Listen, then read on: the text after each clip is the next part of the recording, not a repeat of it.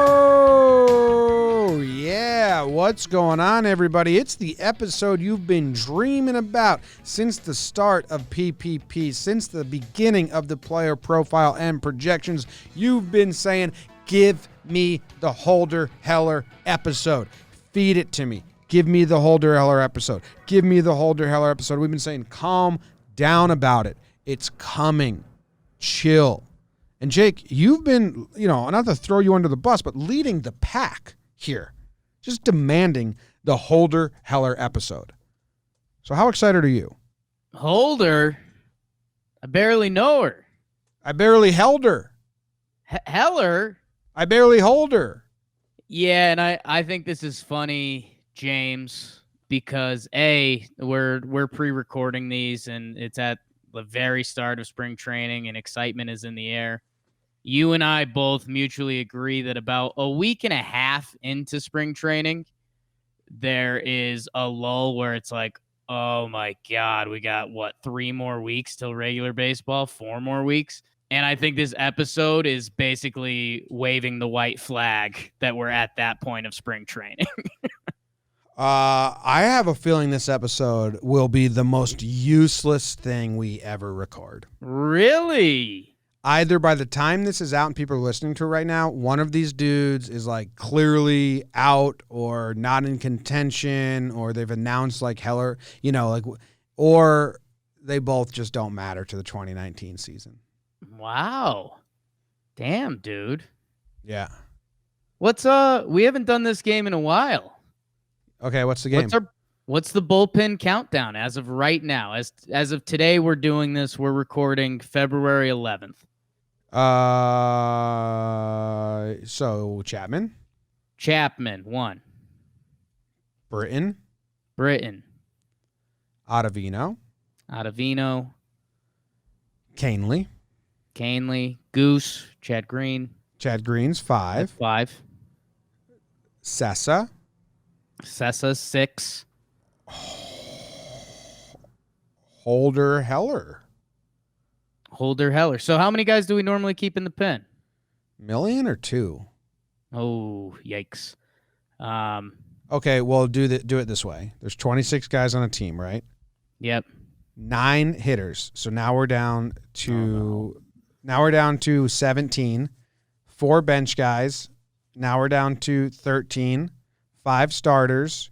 Now we're down to 8. 8 guys in the bullpen. Pitchers.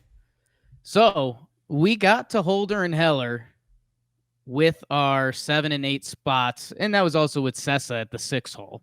Yeah. So I think these guys can have roles on this team. That's without injury. Yeah, I do think Lasagna should take one of the spots over them, though. Yeah, and Johnny Els might be in there. He's going to be an interesting convo if they go full reliever, or if they do, want to keep him stretched out as a starter at AAA with his inexperience. David Hale's getting the invite to camp because that's obvious. But yeah, man, I mean, one or both of these guys is going to throw innings for the Yankees this year. Yes. And who are you more confident in? You know how, we've been giving you credit when you predict things correctly from last PPPs. So can you give me credit that I predicted Holder to not be good when you were saying he could be a closer? Oh, it was awful last year. And that's the reliever game. You know that. So interested to see what's going into his numbers a little bit. I mean, the home run rate tripled from the year before. He had his highest strikeout numbers, and I think, hey, most importantly for Jonathan Holder on this podcast right now, he faced the media, and he did pretty well. Yeah, he made everyone sad for him, and that was sad. That wasn't his goal. No, it wasn't his goal, but it worked out. It's a benefit for him. Him and Chad both had awful starts. I mean, like, his first 7 games, he had a 6.55 ERA, 8 earned runs in 7 games. Not good. Yeah. And only one. Yeah. They weren't even like, they were spread out. Every time he came in, it was a run or 2. Right.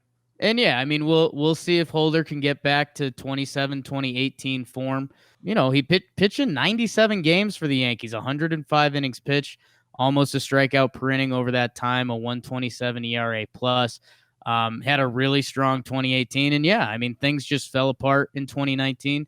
And like you saw with Chad Green at the start of the Yankees last season, I mean, things can fall apart for a reliever, and they just didn't come back for Holder. So it'll be interesting to see what stories are around him in camp this year, if there are any stories around him in camp this year. Otherwise, I mean, yeah, he's a potential guy that could take the bus. He's also a potential bounce back candidate. I mean, what was his injury? Is he fully healed up? Holder injury. I can Google it for you. Okay. Do it, Jake. Do it, did it. Look, they said shoulder issue. Been there. Yeah. I got plenty of those. That was to finish the year. That was late September. So. Well, I mean, he got hurt in like July. Right. He didn't see any time in September and all that. He was down anyway. Yeah. So I mean, Holder, it's are you bad now, or can you bounce back to a 2018 season where he was good for us? His 2018 season is good, and the ERA is fugazi because there's like he got blowed up one game. We don't have to do that. No. I mean, I don't see him getting important innings, but Boone probably will give them to him because that's how it always works in the beginning of the season. Yankees' favorite pastime. Yankees. I mean, there's a point last season where Holder was getting the most high leverage innings. Remember, we kept having Katie Sharp on there, and they kept giving the most high leverage innings to Holder. Yeah, it would be if Jonathan Holder makes his team, which wouldn't be a surprise. You could find a spot in the bullpen for him. If they could get him a couple seventh innings while the Yanks are up 5 runs, that might be a nice way to ease him back in instead of the J Happ starts when it's 4.2 innings, runners on second and third. Like let's if we do give Holder a chance this year, let's give him a chance. And he you know what? I'm actually am a little excited to see him in spring training this year because I know nothing matters, but if he looks sharp and he makes the team, that would be a nice feeling. I'm not trying to be rude to my friend Johnny Holds, but what does look sharp mean for Holder? Like, he's not a plus stuff pitcher. He's kind of the Adam Warren type where, you know. When he's right, well, we're not going to do this. When he's right, his slider's pretty nice. I mean, he gets a strikeout per inning. Yes. His fastball's not amazing.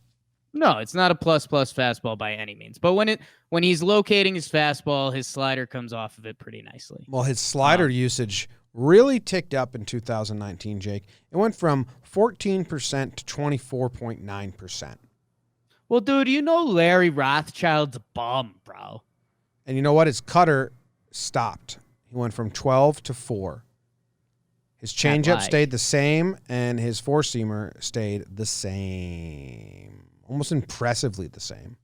How about this? I know I've been a Holder stan before. I don't normally throw this out there with players. Either be good or be bad. Like, don't keep us in the middle area. Don't middle around. Don't muddle in the middle. Yeah. Don't muddle in the middle. Don't muddle in the middle.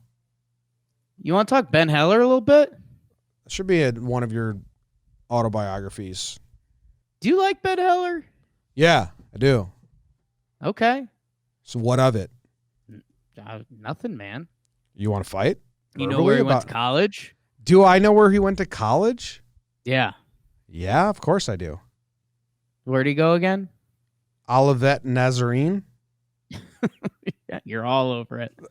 University in Bourbon, I wonder Illinois. You think it's Olivier Nazarene? I don't know. That's a tough one. He's got to be the only. Nope, Ben Zobrist is from there.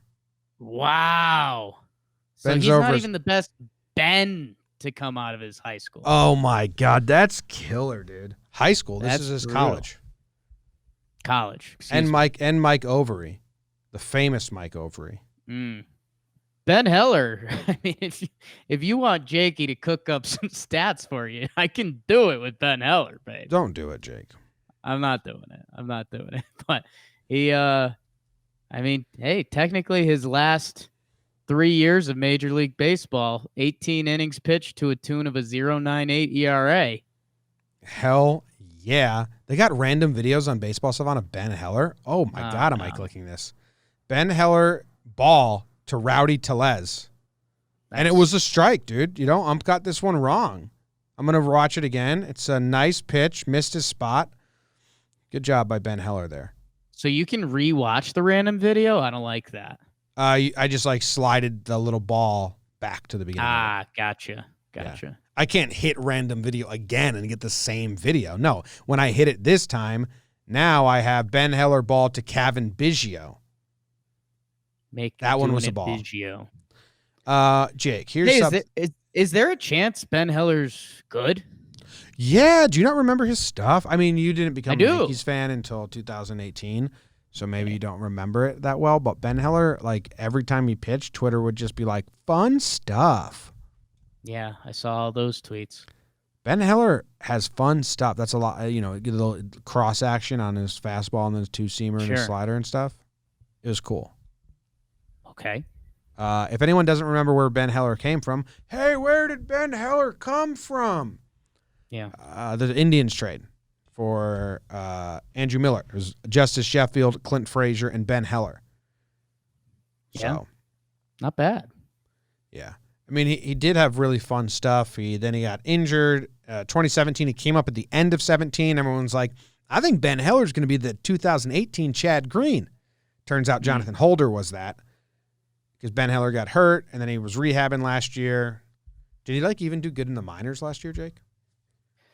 So yes, he did. I mean, essentially rehab, even though it wasn't rehab, but he only pitched 11 innings, 13.2 innings in the minors, but he had a .66 ERA. He only gave up, 1 earned run. So, I mean, dude, he's got really good minor league numbers. And if you start doing kind of the Yankee game, like he gets a cup of coffee in 2016 when he's 24 and gets rocked. 2017 is the good Yankees team. He doesn't really get the call until later in the year, but he killed it at AAA. And then he got 11 innings with the big league squad, only gave up 1 run. 2018 out for the season. And so it's kind of funny. I mean, he was 27 last year. Wherever he pitched, including the big leagues, he did really well again. So, I mean, if you're Ben Heller, you think you are really good. Yeah, he should be a confident young lad. Yes. I went to his personal section on Wikipedia, Jake. Okay. And found out that his wife, who he also met at Olive Nazarene University, is an 8th grade math teacher, so maybe she can help us out. But huge. It also says in 2017, Ben and his wife stayed together in Scranton, Pennsylvania, when Ben was pitching in the minor leagues and lived above a funeral parlor with Chad Green. So Jake's calling timeout. Jake's doing he's calling timeout with his hands. I was going to call 30 second. That's a full 60. It's full 60-second timeout. I've got Heller and his wife and Chad Green living above a funeral home. Yeah, that's what it says here. So obviously on Baseball Reference, I click the citation. Okay. So I click the citation, which takes me to a timesleader.com/sports/railriders article. And I mean, we're just gonna read this by DJ Eberly, friend of the program. He's a friend. Imagine the game now. Imagine sitting in your apartment enjoying lunch with your wife. All of a sudden, you hear some muffed talking and music from the level beneath you. Oh, that's right. A funeral is taking place. This is the life of Scranton Wilkes-Barre Railriders pitchers Ben Heller and Chad Green. It was kind of weird, Heller said. When we first heard the service start, me and my wife looked at each other and kind of laughed. We knew the service was going to happen because the landlord, the owner of the funeral home, texted us and asked us to move our cars to make room for funeral parking. So we had to go park on the street down the road. When the Railroaders broke camp and came to Moosic on April 2nd, the New York Yankees provided each player with 3 complimentary days at a local hotel. After that, Railroaders Vice President of Baseball Operations Kurt Camoni and his staff helped players find living accommodations. And sometimes that can be above a funeral home. Damn, man. I've got good news and bad news. Yeah? What do you want? Good. The good news is that's a fun story, and we're going to bring it up at camp, and we're going to get some laughs. Clint Frazier also lived in an apartment above the funeral home, and after living there a couple months, it was something that Clint made sure to avoid the next season. It was not a comfortable setting for me when you can hear a funeral going on below you. It's not a very comfortable situation, said Frazier, who lives in a 3-bedroom apartment 20 minutes from PNC Field with Dustin Fowler and Tyler Wade. I heard that when Tyler Austin and Ben Gamel were living there, they were in separate rooms and the fire alarm or something kept going off and they had no idea what was happening. By the end of the night, they had moved both their beds into the same room and slept in there the rest of the year. I wasn't going back regardless. I'm with Clint. I totally agree with him. That would be weird to hear a funeral. The bad news. I gave you the good news. You started running again, and I understand why, but you want the bad news. What's the bad news? Chad Green has seen a ghost. A ghost has seen Chad Green, is what you meant to say. Okay, that's fair. Okay. That's fair. But, I mean, it's the look on Chad Green's face is the I saw a ghost 3 years ago, and I don't know who to tell about it. That is kind of what he looks like all the time. Just looking around like, will that guy believe me? No, fuck. Keep this, Someone's got it. Someone had to see that ghost. Keep this to myself, I guess. Over under Ben Heller, 20 innings pitched in 2020 season for the Yankees. I think, well, A, I hate your dumb question.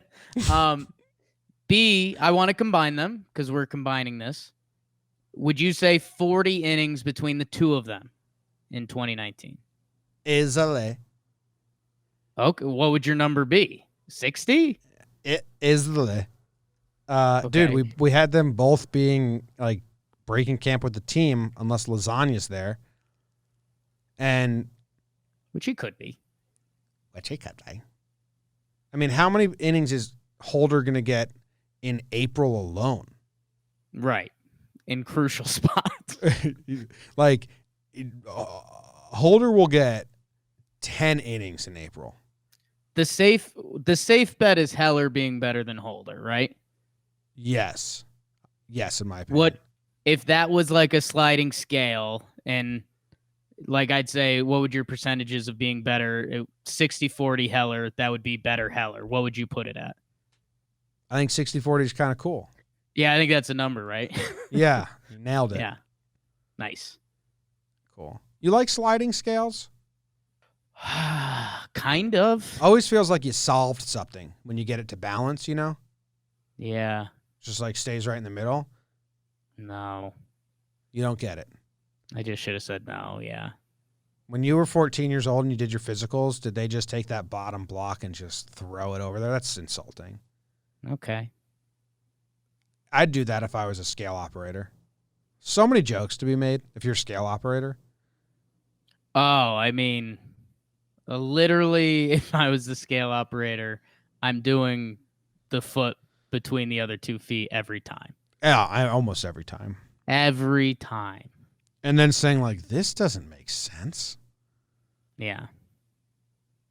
Do you have any pots underneath your sweatshirt? Someone had a big Easter. Yeah, something like that. I used to get my physical right after every Easter, and my cholesterol would be through the roof. That's cool. Just because I'd eat like a ton of quiche and egg dishes and stuff. Yeah. And like the Gassy doctors as would hell. be like the doctors would be really concerned. And I think the first 2 years they like made me come back a week later because they're like, this can't be right. And then I just became the joke of the doctor's office. This is how everywhere I go goes. Good luck, Holder and Heller. What an app.